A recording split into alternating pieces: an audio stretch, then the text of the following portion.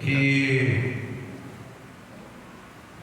como diz o bispo Isaac, todas as vezes que vamos ministrar a palavra, é como se fosse a primeira vez, né? A perna treme, a barriga dói, enfim. Mas, amados, hoje eu me sinto emocionado por dentro. Sinto fortemente a presença do Espírito de Deus. E me sinto quebrantado para ministrar a palavra aos irmãos hoje, por ministrar e falar a respeito da santa palavra de Deus. Se não fosse por esta palavra maravilhosa, com certeza hoje eu não estaria aqui. E você também não. Se não fosse por esse livro santo e maravilhoso, hoje não poderíamos estar aqui assentados, adorando a Deus, glorificando ao Senhor Jesus Cristo pela nossa salvação. Não teríamos conhecimento algum de Deus, nem do seu plano para a nossa vida, e muito menos sobre a salvação do Senhor para nós. Mas graças a Deus, que o Senhor aprove em seu amor maravilhoso e eterno, preparar no trono da glória celestial um plano maravilhoso de salvação para todos nós, que estávamos perdidos nos nossos delitos e pecados, por causa da queda do primeiro homem, escravos da maldade, dos vícios, do pecado, da morte e do faraó espiritual da alma dos homens, o inimigo de nossas almas. Mas o Senhor preparou um caminho de salvação para todos nós, e no seu imenso amor achou por bem trazer ao nosso conhecimento, e hoje mais do que isso, as nossas mãos, ao nosso coração e a nossa alma, o seu livro, o livro de Deus, o guia de fé e prática, o guia de salvação para todo homem, o caminho, a seta, aleluia, a estrada certa, a placa de orientação, aleluia, a bússola que pode guiar a todo homem a salvação eterna, a transformação de vida, a cura, a libertação, a novidade de vida, a um novo nascimento, a presença eterna do Deus eterno. Amados, a palavra de Deus, como nós lemos, e como o salmista aqui escreve, diz que a palavra de Deus eternamente está nos céus. Esse livro que temos em mãos hoje, ele nasceu no coração de Deus para ser transmitido a todos nós. O tema da mensagem de hoje é uma parte do versículo 17 do capítulo 17 do Evangelho de João, quando o Senhor Jesus ele faz uma oração ao Pai em favor de todos os seus seguidores, aqueles que já o seguiam e aqueles que viriam pelos séculos para frente. De joelhos o Senhor ora ao Pai e diz: Pai, santifica-os na verdade, a tua palavra é a verdade. O tema dessa palavra é: a tua palavra é a verdade. Queridos, a palavra de Deus, a Bíblia Sagrada, como nós conhecemos, é o livro dos livros. Como nossas irmãs aqui já explanaram no jogral, ela é um livro incomum. Não há livro na face da terra que se compare à palavra de Deus, a Bíblia Sagrada. Não há livro que chegue próximo à força e o poder da palavra de Deus. Amados, a Bíblia Sagrada levou 1500 anos aproximadamente para ser totalmente montada, preparada conforme o que Deus queria. Imagine um livro ser produzido ou desenvolvido na história do mundo por 1500 anos, para no final disso formar-se um livro sagrado, a Bíblia Sagrada, a palavra de Deus. E o que é mais maravilhoso, queridos, que 1500 anos não são 15 dias, são 1500 anos. Começando lá com Moisés e vindo e atravessando os séculos e chega até Davi e vai mais séculos para frente e passa pelos profetas, por Isaías, Jeremias, Ezequiel, vem o exílio, Daniel, e vem mais à frente a volta para Jerusalém. Passam-se 400 anos de silêncio, onde nenhum profeta se levantou diante do Senhor e trouxe uma mensagem para o povo. Mas nesses 400 anos Deus trabalhou, abriu caminhos, preparou povos, preparou línguas, para que o caminho do Salvador estivesse pronto. Chega João Batista à beira do Rio Jordão, depois de 400 anos de silêncio, e diz: arrependam-se dos seus pecados, porque o reino de Deus está próximo. Eu vos batizo com água, mas está chegando um que é mais poderoso do que eu, o qual eu não sou digno de descarregar, desatar as sandálias dos seus pés, e muito menos carregá-la para ele. Ele vos batizará com o Espírito Santo e com fogo. Aleluia! Passam alguns dias, ele está à beira do Rio Jordão com 2 dos seus discípulos, e de repente, no meio da fila, ele olha e vê um homem chegando. E João olha para os seus discípulos e diz: olha, estão vendo aquele homem que está chegando ali? Sim, mestre. Quem é ele? Eis o Cordeiro de Deus, que tira o pecado do mundo. Jesus estava chegando. Aleluia! Os evangelhos, vem Jesus, ele se entrega na cruz por nós, ressuscita ao 3º dia, aleluia, depois ascende aos céus, deixa discípulos, enche-os com o Espírito Santo, e a narrativa continua, aleluia. Os evangelhos, Atos dos Apóstolos, Deus converte um perseguidor da Bíblia, um perseguidor do evangelho, um perseguidor de Cristo chamado Saulo. E diz a ele: Saulo, Saulo, porque você me persegue? E Saulo, não enxergando ninguém, mas ouvindo a voz, diz: quem és tu, Senhor? E a voz diz a ele: eu sou Jesus, a quem você persegue. Duro é para você lutar contra os aguilhões do poder de Deus e da minha palavra, não é?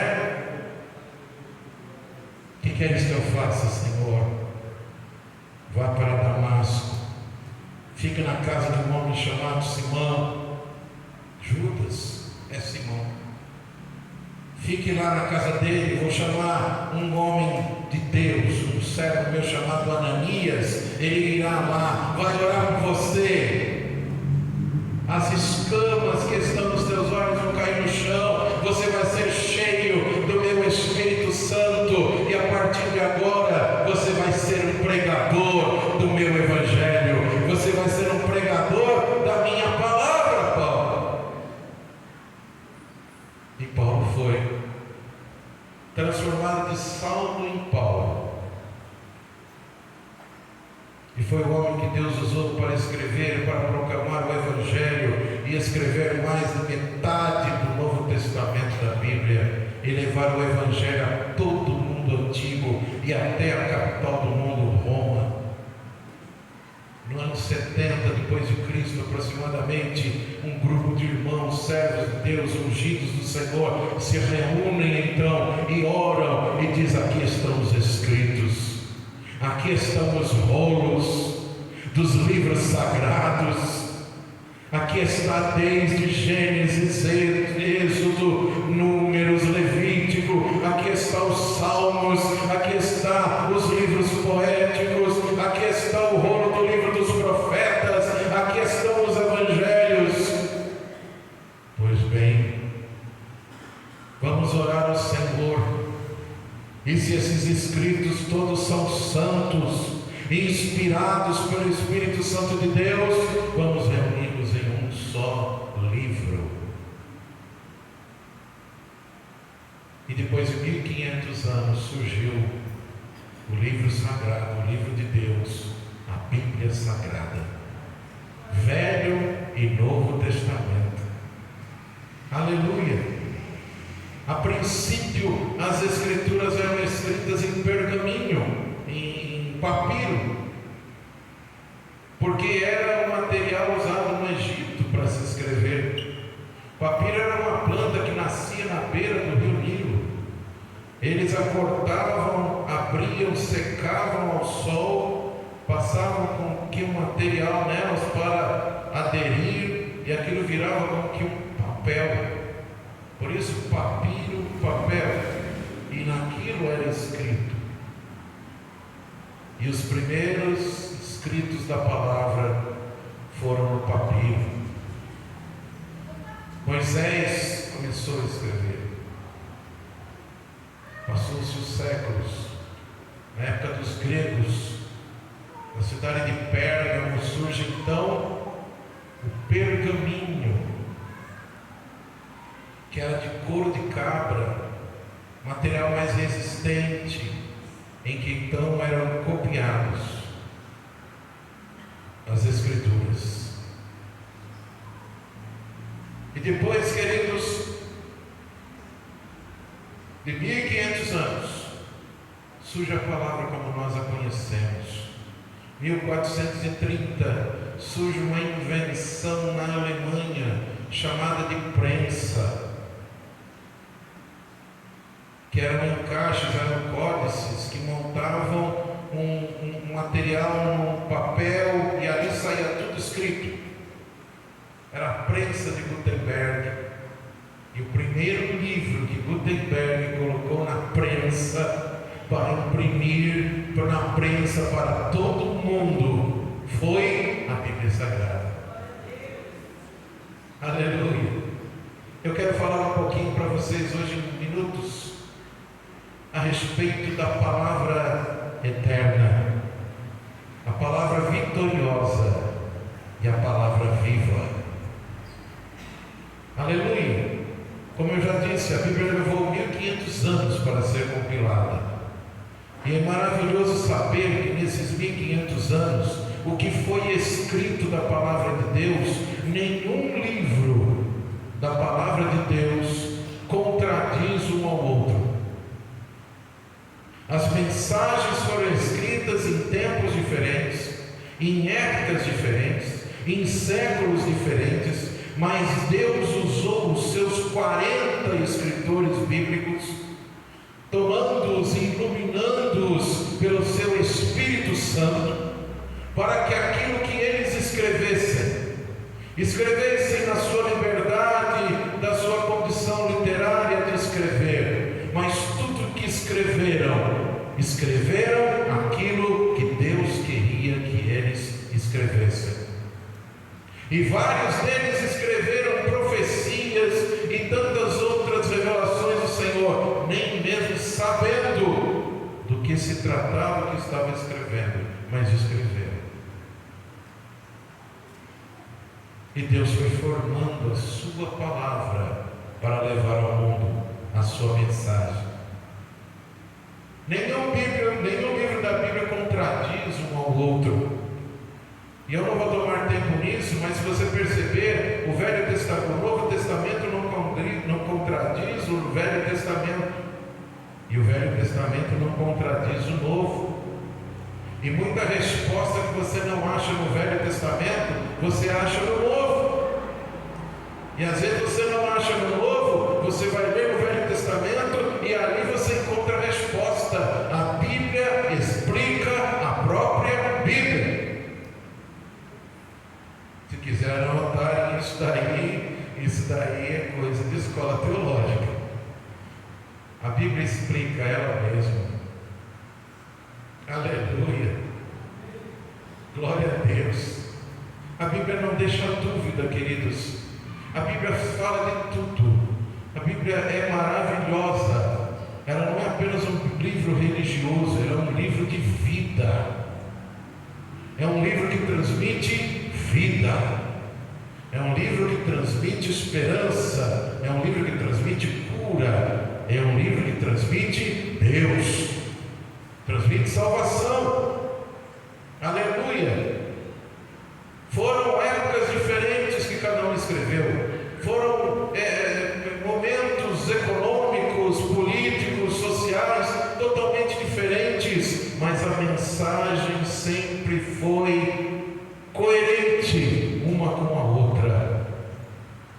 E é maravilhoso saber, queridos, que a palavra de Deus também, ela sempre tem em cada um dos seus livros uma mensagem apontando para o céu, apontando para cima, apontando para Deus e apontando para um Salvador.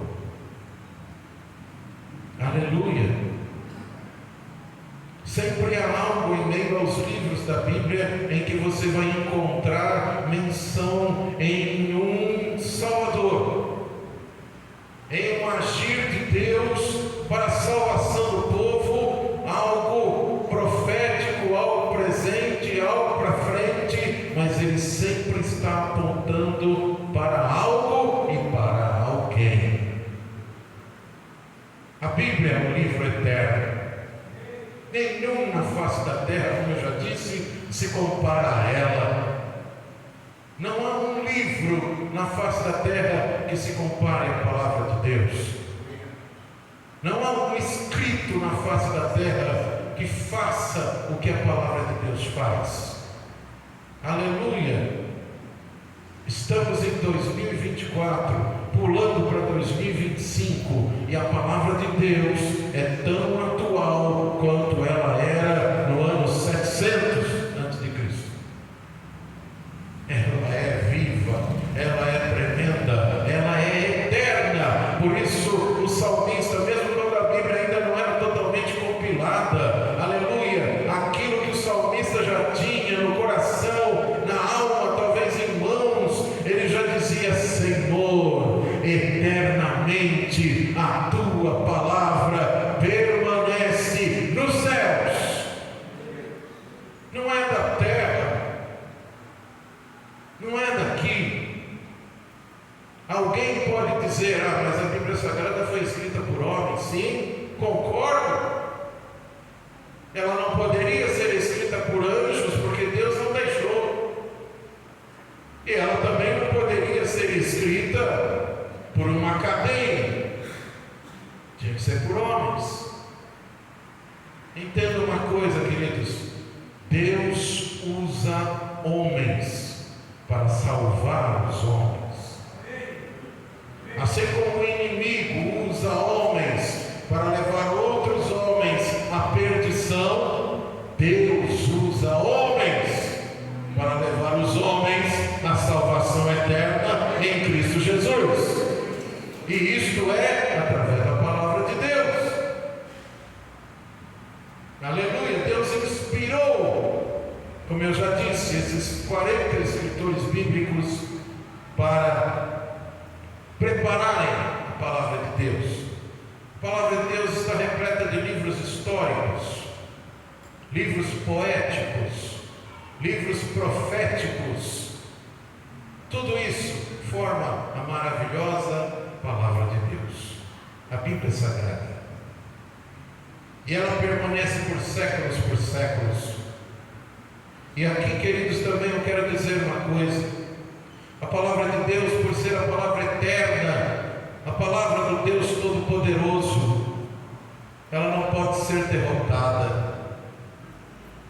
A palavra de Deus é a palavra vitoriosa. Reinos no passado tentaram acabar com os escritos da palavra de Deus.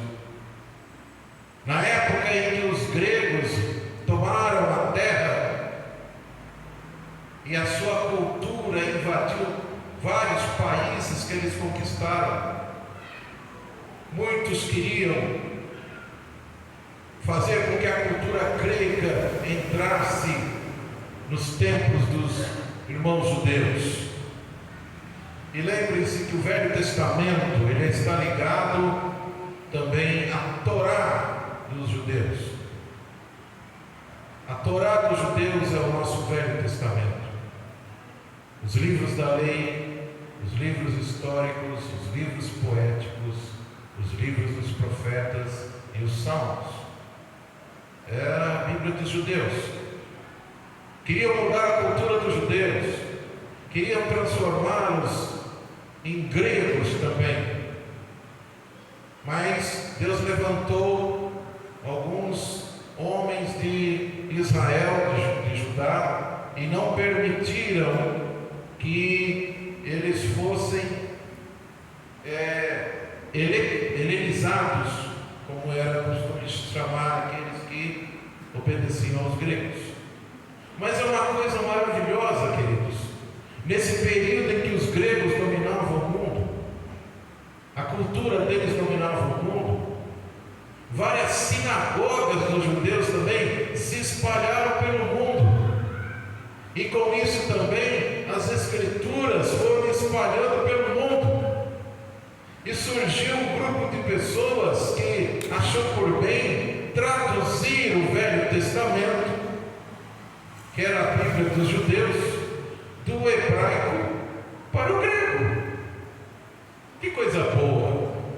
Deus fez assim para quê? Para que agora não só os judeus pudessem ler as escrituras, mas agora, aleluia, com a tradução para a língua grega, várias e várias bibliotecas pelo mundo, aleluia, poderiam pegar as escrituras sagradas e lê-las em grego. Os gregos leriam ela em grego, e muitos chegariam ao conhecimento da palavra de Deus, e muitos conheceriam as profecias, e muitos entenderiam que Deus estava preparando o mundo para a chegada de um Salvador. E realmente foi. Deus usou os gregos para propagar a sua chamada para o mundo, e ao mesmo tempo Deus usou os romanos para preparar as estradas para que a mensagem fosse mais rápida ao povo e o caminho fosse aberto para a chegada do Salvador, o Senhor Jesus. O Senhor, Ele tem o domínio sobre tudo e sobre todos. Aleluia, o Senhor, Ele é soberano.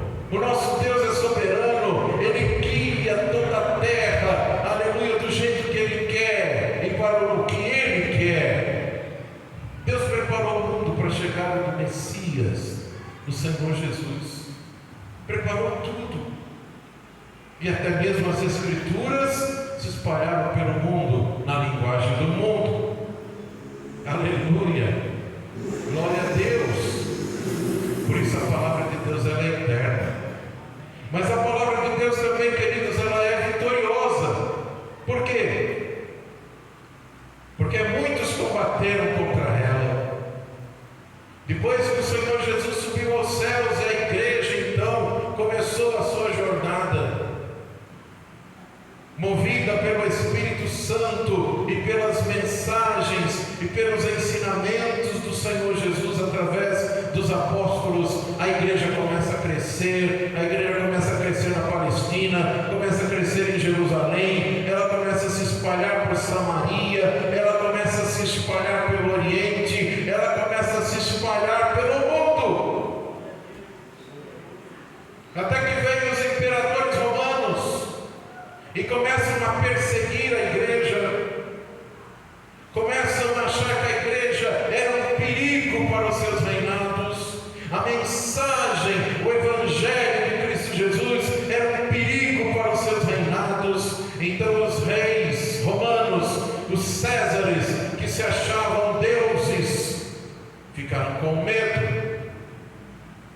esse Rei chamado Jesus? Quem é esse Deus dos cristãos chamado Jesus? Somente César é Rei, somente César é Deus. Vamos acabar com os cristãos, vamos acabar com a sua mensagem, vamos acabar com o seu livro. Começaram a perseguir a igreja. E amados, por 300 anos a igreja foi perseguida. Foi perseguida, castigada, torturada. Muitos dos nossos irmãos, por causa da fé, aleluia, no Senhor Jesus e na palavra, muitos firmes na fé foram jogados no Coliseu lá de Roma, para serem mortos pelos gladiadores, pelos leões, pelos tigres, pelos bois, pelas feras. E muitos deles, antes do martírio, eram apertados pelas autoridades, pelo César, aleluia, pelos soldados, e diziam: negue-se Jesus e nós te damos a liberdade. E muitos deles diziam: não, do meu Jesus eu não nego, não. Aleluia, do meu Salvador eu não nego, não. Aleluia, a palavra dele é a verdade. Jesus é o meu Salvador. Aleluia, eu prefiro estar com ele do que estar com César. E muitos entregaram a sua vida pelo Senhor.